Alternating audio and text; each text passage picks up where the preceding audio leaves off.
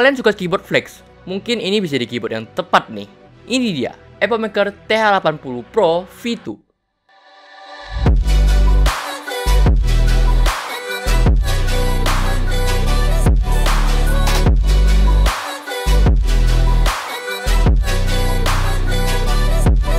Seperti yang kalian bisa lihat di B-roll ya, versi ini itu ada layarnya. Karena sebelumnya kita juga udah pernah bahas TH80 Pro yang biasa, belum ada V2-nya tuh, versi pertama lah ya. Dan itu juga sekaligus menggantikan knob audio di versi pertamanya dia tuh.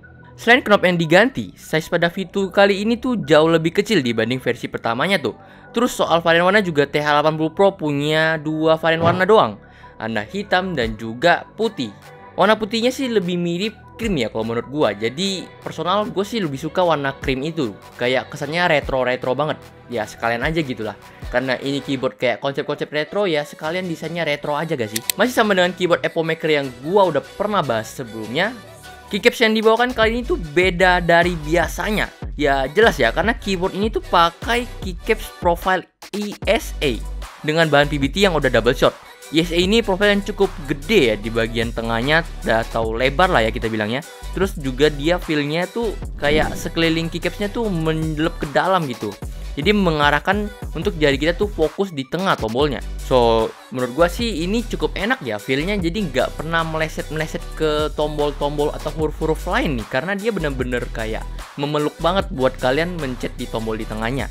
Dan untuk jangka panjang kalian juga udah nggak perlu khawatir karena keycapsnya itu udah aman lah dari kata pudar karena dia udah double shot soalnya. Terus seperti biasa konektivitas yang dibawakan dari Epomemaker itu pastinya lengkap ya. Mau itu wireless 2,4 GHz, Bluetooth ataupun wired itu semua ada di keyboard ini. Untuk delaynya juga nggak berasa, tapi cukup disayangkan polling rate yang dibawakan ini cuma 500 Hz dan gue juga udah oprak-aprik lewat softwarenya mereka dan ternyata memang nggak ada untuk ngubah polling rate di keyboard ini. Nanti kita bahas lebih lanjut soal software-softwarenya ya. Lanjut ke bagian switch. Kali ini tuh cukup rame banget dan ada yang baru juga nih di switch kali ini ya. Varian yang ditawarkan ini ada 5. Ada Mulan, Flamingo, Seasalt Silent, Wisteria, dan juga Budgerigar. Nah, switch baru itu ya kalau kalian udah sering nonton gua tentu kita tahu lah ya. Switch barunya itu tentunya Wulan dan juga Seasalt Silent. Itu dua gua belum pernah coba tuh switchnya. Dan kebetulan sampel gue ini pakai switchnya Mulan. Nah, gue bisa langsung nyoba nih switch baru mereka apakah enak atau enggak gitu ya kan.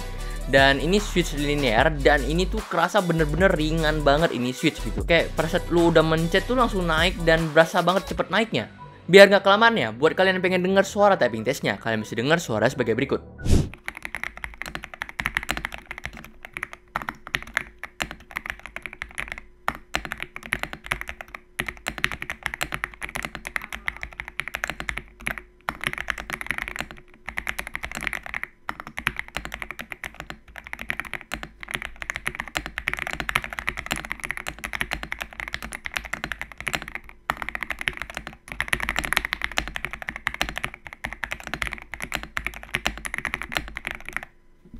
Seperti biasa kita lanjut bongkar ke keyboardnya ini. Pada bagian bottom kalian bakal nemu silikon yang nutupin area baterainya doang ya. Terus ada EVA foam, PCB, EXPE switch pad, poron foam dan juga flex cut plate polikarbonat. Di sekitarnya juga udah diberi busa-busa yang cukup flex ya. Kayak gue masang switch aja agak ribet sebenarnya karena saking flexnya ini mendalam ke dalam terus gitu. Kayak gue mau masukin switchnya. PCB-nya juga ada short facing hot swap 5 pin. Jadi buat kalian pengen gonta-ganti switch ataupun keycaps profile apapun itu udah terserah kalian lah.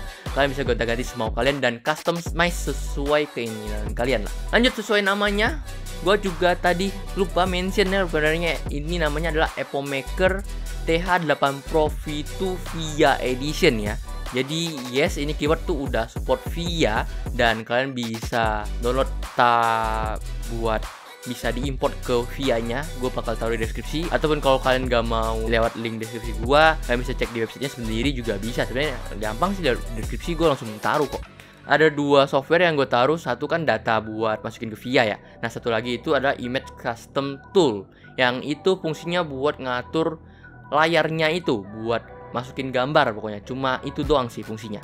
Terakhir ke bagian harga. Ini sih cukup menarik ya, dengan harga yang ditawarkan sih ada di 9,9 dolar yang dirupiahkan kira-kira 1,5. Gua rasa sih ini lebih worth it ya dibanding versi pertamanya kalau kalian suka ada layar dan suka yang flex ya. Kalau yang versi pertamanya itu kan dia nggak VIA ya, nggak support VIA tentunya, dan juga dia agak talky, agak keras ya dia. Sedangkan yang ini agak flex, jadi bunyinya itu tentu beda. Dan yang kali ini juga punya layar, jadi ya lumayan lah, mending punya layar daripada punya knob sih. Kalau menurut gua ini prefer selera masing-masing aja sih. Kalian prefernya mau yang punya layar ataupun knob sih. Dan untuk size-nya juga menurut gua ini jauh lebih pas ya buat kalian yang punya meja kecil. Dan di Indo juga gak terlalu banyak malah ya keyboard kayak model gini gitu size-nya ya, ini secara size. Tapi kalau secara layar mah udah banyak lah keyboard di Indo dengan layar ya. Ya mungkin segitu dulu untuk pembahasan gua kali ini. Like kalau kalian suka, subscribe channel ini kalau channel ini bermanfaat, dan kasih tau gua produk apa lagi yang kalian pengen gua bahas.